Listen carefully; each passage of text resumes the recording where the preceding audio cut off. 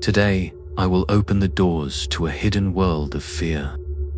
A world I've spent years exploring and decoding.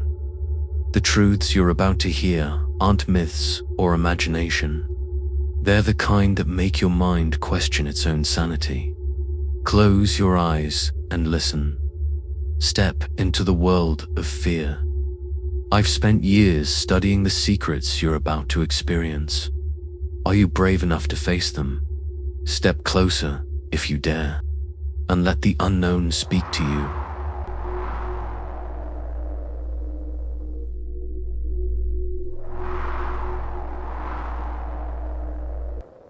I have seen objects move that were not touched. They seem to fall into the category of poltergeist manifestations. Carl Jung, one of the greatest psychologists in history, uttered these chilling words. He was no ordinary man of faith or superstition. He was a scientist of the mind. And yet, he admitted what so many of us secretly fear, that sometimes objects move, sounds erupt, shadows fall, and none of it can be explained by logic. Jung believed these were not illusions, not tricks of the eye. They were real, manifestations of something unseen. What if these forces are not just random? What if behind them lies an entire world, an entire race, hidden just beyond our vision? A race older than memory, with societies, desires, and powers. A race that walks beside us, yet remains unseen. They are called the demons. Chapter 1: Human Psychology Meets Demon Psychology. Fear is one of the oldest human instincts. It kept our ancestors alive in the dark forests, when every snapping twig could mean a predator lurking nearby. But fear also creates illusions. We see faces in the shadows. We hear whispers in silence. We wake up unable to move, feeling a crushing weight on our chest, an experience we call sleep paralysis. Science explains it. The body frozen between sleep and waking, the mind half dreaming, half aware. But folklore whispers another explanation. It says this paralysis is not a dream at all. It is the hand of a demon pressing down on you, testing you, feeding on your helplessness. Human psychology tells us nightmares are born from the subconscious. But demon psychology, if you believe the tales, tells us nightmares are invitations. They are doorways, and fear is the key that unlocks them. Chapter 2: Where Demons Dwell. Legends across the world agree. Demons do not live in crowded cities under neon lights. They prefer silence, darkness, and abandonment. In Oman, there is a massive cave called Majlis Alderman. Locals swear it is a gathering place for spirits.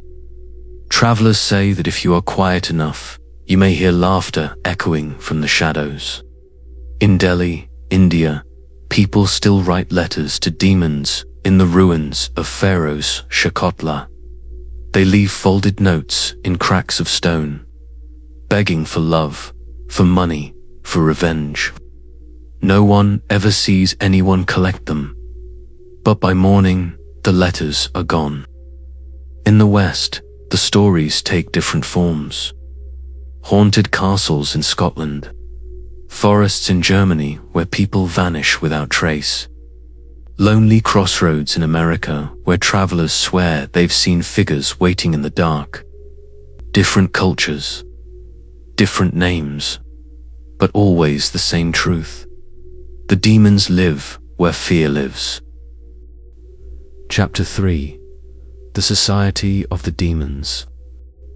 The demons are not aimless shadows. They are said to have tribes, families, and kings.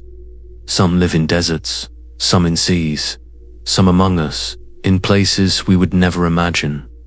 They marry. They fight wars. They form alliances. They love and they hate, just like us. But unlike us, their lives are invisible. And when their lives touch ours, the results can be terrifying. Some claim to have taken demon lovers. A man who wakes up with scratches on his back. A woman who swears she hears her name whispered every night. Are these hallucinations? Or signs that a demon has chosen them? Human psychology would call it obsession, projection, or psychosis. But folklore says, this is the jealous love of the demon. They do not share. They do not let go. Chapter 4. The powers of the demons. The demons are masters of the unseen.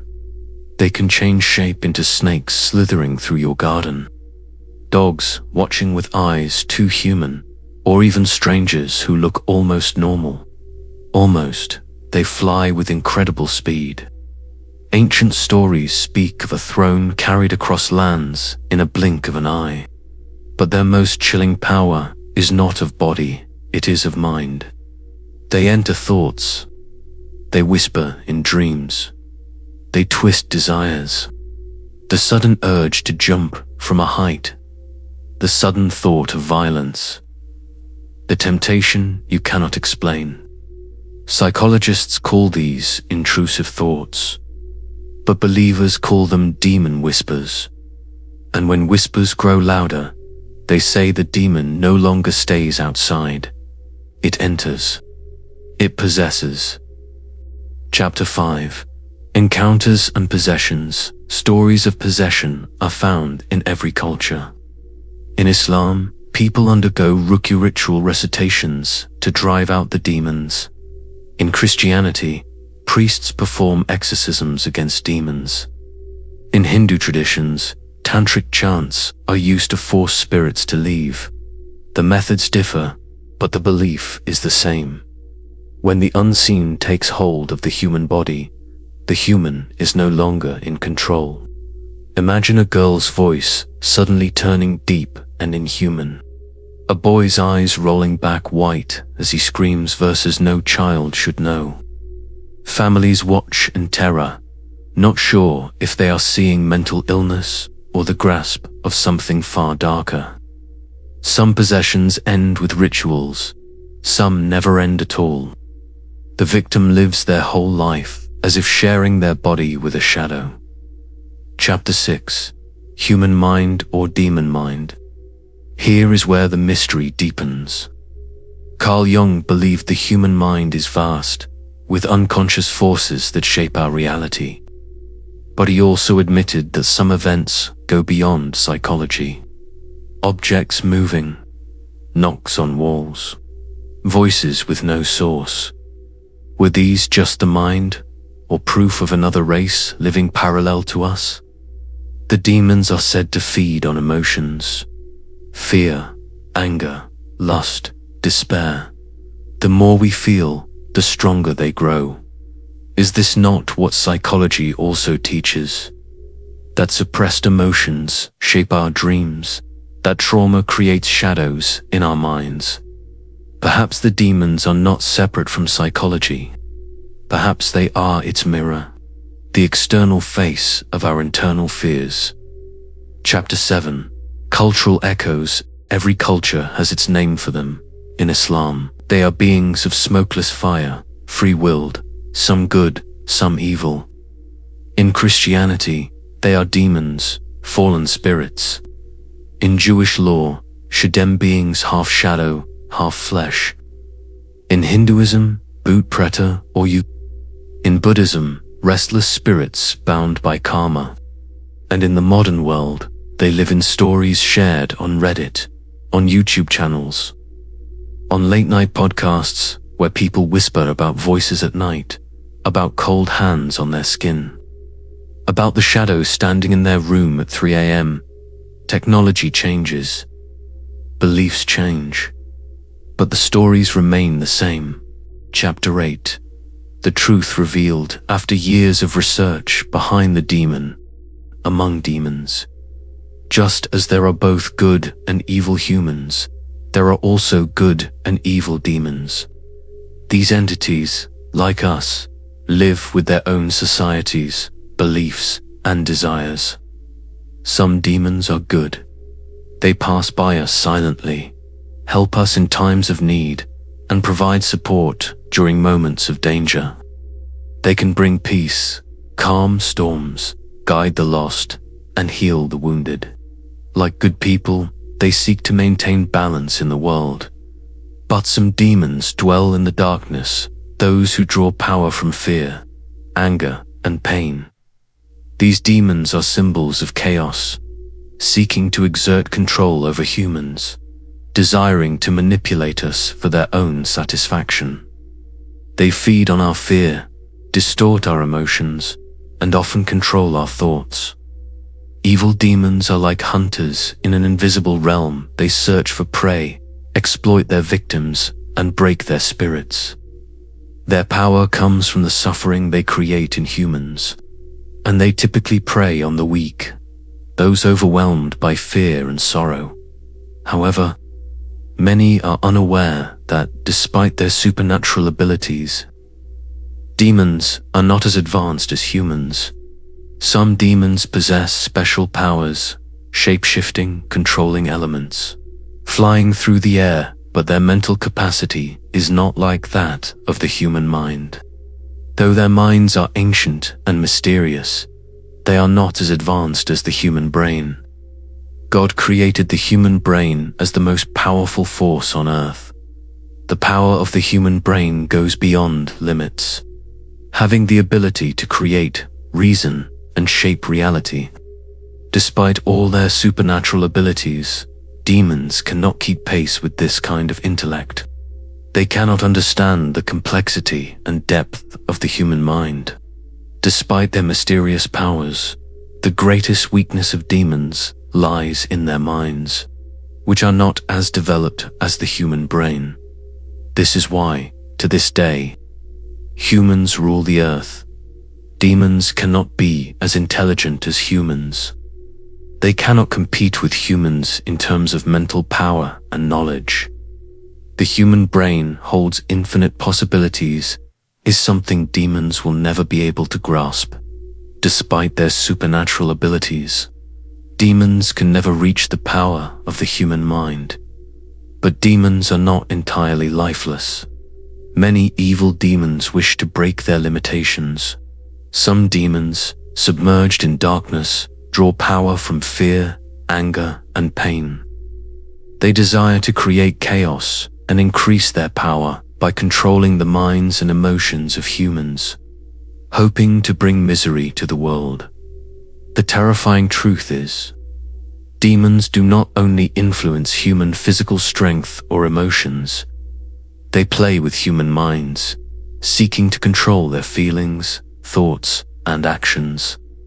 When the dark powers of demons combine with these invisible forces, they destabilize not only individual lives, but the entire world. Some demons have begun to acquire power that can unlock all the secrets of the human mind. They will be able to control human thoughts, emotions, and irrational behavior, using them for their own purposes. Around the world, such powerful demons have been influencing humans, stealing their essence and turning them into puppets under their control.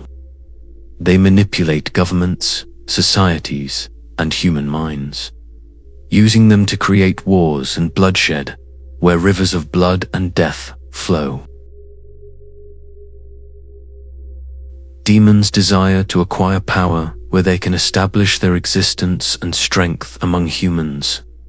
They use humans to harm others, seeking dominion, until one day humans will believe this world is no longer fit for them, but for the demons to rule. This is their long-term plan for domination. They enter various places to draw power from human creations, especially in major institutions where advanced research and scientific discoveries occur. Demons easily infiltrate these places, which could be medical institutes, Islamic research centers, or large engineering labs, where human genomes are altered, life-changing research is done, or subjects are explored that can affect the future of humankind. They are gradually creating their own domain, stealing knowledge from human work and gaining power from new discoveries and research. In this way, the earth will slowly fall under their control, and eventually, the existence of humankind will face peril. Chapter 9. The Night Whisper. Now, as you lie in your bed, the lights off, the silence deep, ask yourself, why do humans across the world, across centuries, always imagine something watching them from the dark? Is it only our psychology, our brain playing tricks in the night? Or is it the demon feeding on our fear, touching our dreams, living just beyond our sight? Carl Jung once said, "The unseen is a challenge for the human mind." Perhaps it is more than that. Perhaps it is a truth we are too afraid to face. So tonight, when you hear a creak in the silence, when you feel the air grow colder, when you sense someone watching you from the shadows, remember this: it may not be your imagination. It may be the demon, waiting, listening, closer than you dare believe.